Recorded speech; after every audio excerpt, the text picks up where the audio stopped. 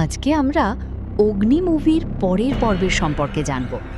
বাংলা সিনেমার জগতে mister industry এবং জ্যেষ্ঠপুত্র নামে পরিচিত অভিনেতা প্রসেনজিৎ চ্যাটার্জির অসাধারণ অভিনয় জীবন সম্পর্কে এখানে আমরা ধারণা পাই। ১৯৬২ সালে জন্মগ্রহণ করা এই শক্তিমান অভিনেতা তার ৪ দশকেরও বেশি সময়ের ক্যারিয়ারে ২৫০টিরও বেশি চলচ্চিত্রে অভিনয় করেছেন। শুধু অভিনয়ই নয়, তিনি একাধারে পরিচালক, প্রযোজক ও চিত্রনাট্যকার হিসেবেও সফল। ২০১৩ সালে মহানায়ক সম্মান, ২০১৮ সালে বঙ্গবিভূষণ এবং ২০২৬ সালে সম্মানজনক পদ্মশ্রী খেতাবে ভূষিত হন প্রসেনজিৎ। অমর সঙ্গী, চোখের বালি, দোসর বা ২২শে শ্রাবণের মতো অজস্র জনপ্রিয় ও কালজয়ী সিনেমায় অভিনয় করে তিনি নিজেকে এক অনন্য উচ্চতায় নিয়ে গেছেন।